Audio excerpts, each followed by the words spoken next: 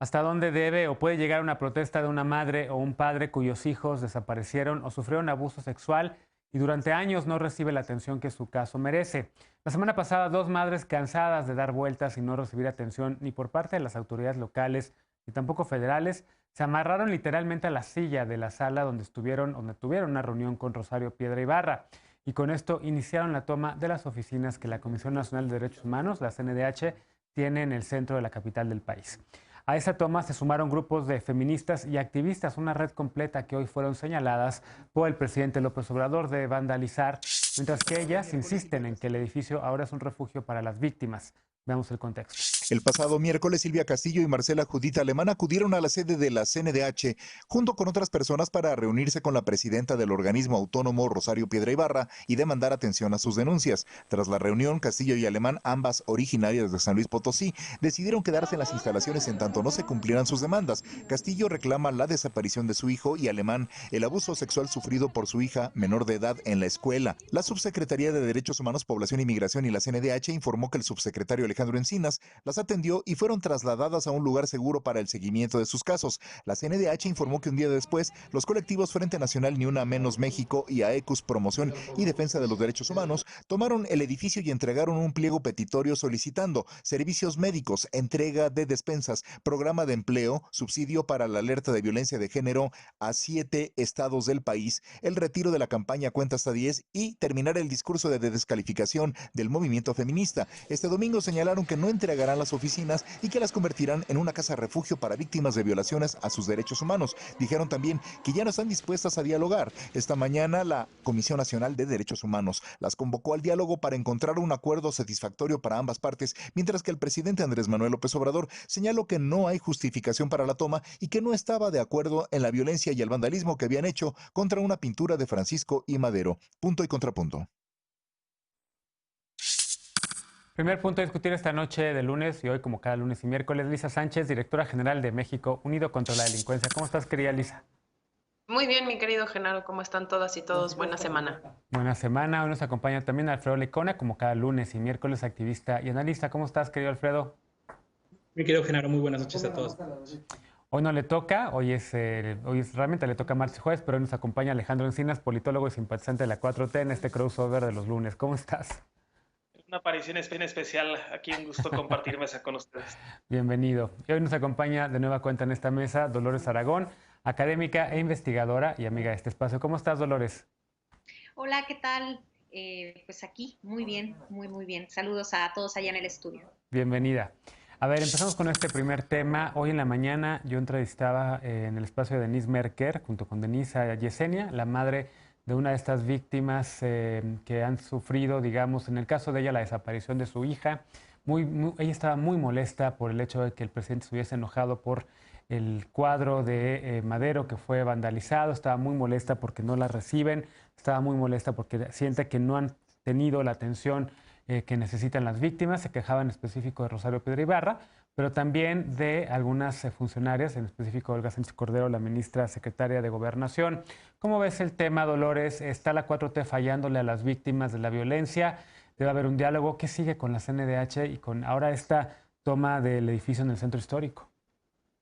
Todo esto, Genaro, es un reflejo de años y años y años de olvido hacia las mujeres y la situación de las mujeres mexicanas. Es muy interesante y duele bastante leer las peticiones que están haciendo porque todo evoca hacia la urgente necesidad de mejores condiciones de vida, que son laborales, económicas, relacionadas también a la libertad y a la no violencia de las mujeres en México. Yo creo que la 4T tiene un reto enorme y creo que se ve rebasada la 4T y el gobierno federal, pero también los gobiernos locales, porque estas situaciones, si bien pudimos ver la toma de la CNDH, que fue además impresionante, hay que decirlo que es bastante simbólico cómo intervienen estos cuadros y estas piezas de la masculinidad mexicana y las mujeres entonces entran y se acuerpan, se apoderan de las instituciones públicas que históricamente las han olvidado. Yo creo que aquí hay una deuda que no se ha podido saldar, y son desafortunadas las declaraciones en torno a, bueno, es que son demasiado violentas, etcétera, etcétera. A ver, ¿cómo vamos a acercarnos a este tipo de temas? Simplemente en Sonora, por ejemplo, en Empalme, en un pequeño pueblo, hay marchas por un feminicidio, y así nos vamos. En cada uno de los estados del país de México se está viendo. Estas mujeres que se atreven y que se suben a tomar las instituciones públicas son la voz y son la representación de lo que miles y miles y miles de mujeres mexicanas están viviendo. Alfredo, nosotros le hemos dado mucho seguimiento al tema de víctimas en este espacio. Tú en específico, Liz, Alejandro, todos creo que compartimos la empatía con las miles de víctimas que ha dejado la guerra contra el narco, y hemos hablado si la 4T está haciendo o no algo distinto en esta ocasión respecto a las víctimas. Hoy escuchaba a Yesenia y prácticamente sentí que no. Y creo que tienes razón, y creo que lo podemos ir compartiendo, porque ya se acabó el tiempo de las promesas, del discurso, mientras la crisis de derechos humanos, la crisis de violencia en contra de las mujeres, la crisis de impunidad se van acrecentando, pues menos van a tolerar las víctimas que se les dé la espalda de esta forma.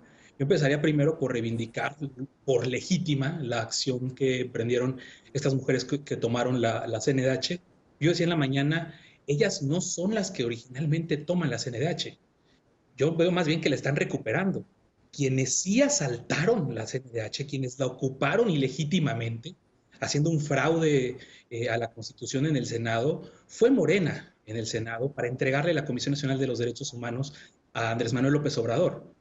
Y episodios o consecuencias de esa pues lamentable toma de protesta de aquella noche del 7 de noviembre del año pasado, cuando el personero de Manuel Velasco le levantó prácticamente la mano a Rosario Piedra para que tomara protesta, pues esto empezamos a ver las consecuencias de una flagrante violación de la Constitución, de un asalto a las instituciones, y pues en un país con una grave crisis de derechos humanos y de impunidad como la que tenemos, esto tenía que pasar en algún momento.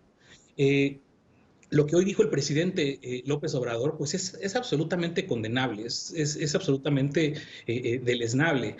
Esto de decirle, de explicarle, ¿no? De tratar de explicarle a las mujeres que están en este edificio del Centro Histórico que Rosario no es una académica, que no es de la sociedad civil, que no es conservadora, como si su discurso funcionara o pudiera tener más peso que el dolor de la propia Yesenia, como tú dices, como tú la entrevistaste y como ha estado en todos los espacios que ha podido hoy diciendo una y otra vez que sus cuadros no son más importantes que la vida de sus propias hijas, que la vida de sus propias hermanas.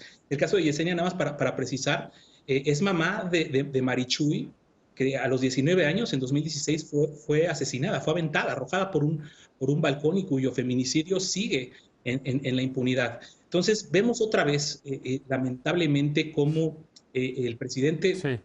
no puede, no quiere, no tiene la voluntad de entender la gravedad del problema, hasta para ser empático en las palabras, en la forma en la que dice las cosas. Ya lo dijimos aquí muchas veces, es increíble que con tantas feministas que lo rodean, con tantas mujeres, con tantas personas que deberían orientarle en responder por lo menos mínimo, y después sí en construir política pública y demás, el presidente regrese a ese entrampado en el que él mismo quedó sujeto desde marzo, Claro. si no es que antes, cuando teníamos a la puerta el 8M, la marcha del 8M, Sí. el paro de mujeres de 9M, Bien. y nada más no aprende. Bien. Alejandro, ¿qué contestar? ¿Qué está haciendo distinto la 4T para las víctimas de todas estas barbaridades? Que en efecto a la hija de Yesenia la asesinaron en 2016, pero siguen ocurriendo estas atrocidades todavía hoy en 2020. El presidente dijo recientemente en su informe que estas cosas ya no ocurrían, pero pues, evidentemente muchas organizaciones tienen otros datos. No, lamentablemente siguen ocurriendo. Considero y discrepo ahí con Alfredo en que no haya habido un cambio. El hecho, por ejemplo, de que ahora la ONU pueda investigar casos individuales de desaparición forzosa, pues fue un trabajo colosal en contra de fuerzas enquistadas en el Estado que se oponían a esta medida y que realmente genera un giro de 180 grados. Pero en efecto, el problema es de unas dimensiones inconmensurables y creo que todavía la Cuarta Transformación está en deuda con el tema de los feminicidios, de la violencia en contra de las mujeres y de estas madres que siguen buscando a sus hijos. Y creo que no hay ninguna acción que pueda ser condenada cuando lo que está en juego es la vida de las mujeres, la integridad de las personas, cuando a una madre violan a sus hijas, cuando desaparecen a sus hijos. Creo que hay que ser empático, tratar de ponerse en los pies de las víctimas, en sus zapatos, y creo que desde esa perspectiva, pues sí, optar por el diálogo. El gobierno siempre tiene que optar por el diálogo, pero en definitiva creo que se entiende y es absolutamente comprensible la rabia y la impotencia de quienes hoy están protestando. Ha habido avances en el diálogo, en acordar cursos de reparación y de justicia con las víctimas, pero lo que debemos poner en el centro del debate en este momento, en esta coyuntura, no son las paredes pintarrajeadas de una instalación, esas se pueden corregir, pero ¿quién va a regresarles a las familias, a sus desaparecidos, o todo este maltrato y violaciones de derechos humanos que ha habido? Entonces yo creo que habría que poner más bien el centro en ese tema. Yo estoy de acuerdo completamente contigo. Lisa, ¿qué ves de distinto de la 4T con su compromiso con las víctimas o no ves en absoluto nada? ¿Qué decir, qué sigue para este conflicto con la CNDH? Ya son demasiados conflictos para Rosario Piedra. Pues mira, muchísimas columnas de opinión decían que si mientras esas columnas escribían, se estaría redactando también la renuncia de Rosario. Yo la verdad es que lo que veo es una responsabilidad monumental y me di a la tarea nada más de traer un par de datos para que lo que no se nos olvide en esta discusión es precisamente cuál es el problema detrás de las protestas y la toma de esta casa de la CNDH en el centro histórico, y no nos quedemos discutiendo si intervinieron el cuadro, si no intervinieron el cuadro, o si la reacción del presidente sigue siendo insensible, como fue también durante las protestas de marzo. Homicidio doloso y feminicidio, llevamos 21,000 homicidios, 21,060 en lo que va del año, y de esos han sido 2,240 homicidios dolosos de mujeres. Y aquí el dato quizá más interesante es que si bien el crecimiento de los homicidios en los hombres ha crecido 1%, digamos, con respecto al mismo periodo del año anterior, este porcentaje de crecimiento se triplica para el caso de las mujeres, ha crecido en 3,2%.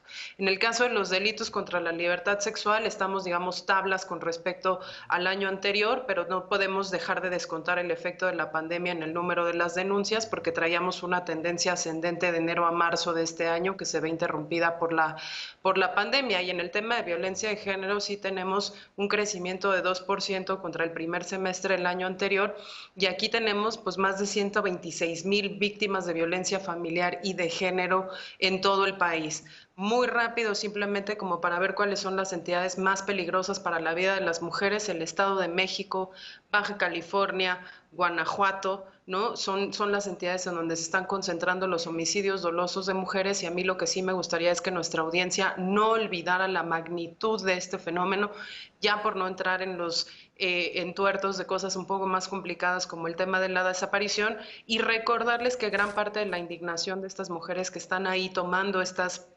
instalaciones no solo son las familiares o las víctimas indirectas de estos delitos, sino también las colectivas feministas que los están apoyando y que han ofrecido lo que muchas veces no ofrece el Estado. De entrada, creerle a las víctimas que las personas están desaparecidas, que las niñas están desaparecidas, que fueron abusadas sexualmente, cuando muchas veces la autoridad, dentro de sus formas patriarcales de procesar el delito, lo primero que hace es desacreditar a la víctima.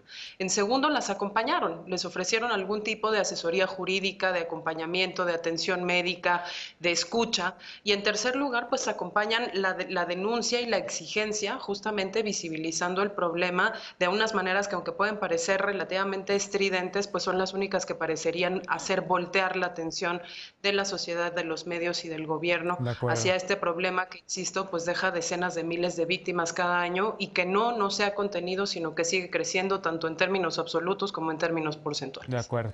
Creo que no hay nada que agregar ya en este bloque, más se nos acabó el tiempo, más que un abrazo muy solidario todas las familias, a todas las víctimas que ha habido a lo largo de estos años por la terrible guerra contra el narco, y en específico hoy en este día a Yesenia Zamudio, quien valientemente está encabezando, digamos, esta toma de protesta ahí en la Comisión Nacional de Derechos Humanos en su sede del Centro Histórico de la ciudad.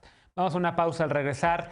El viernes pasado, el Consejo General del INE resolvió que México Libre no va a ser partido político nacional. Los Calderón Zavala ya adelantaron que impugnarán la decisión ante el Tribunal Electoral del Poder Judicial de la Federación, al tiempo que acusaron al gobierno de México de intentar bloquearlos. Regresamos con esto, punto y contrapunto, no te vayas.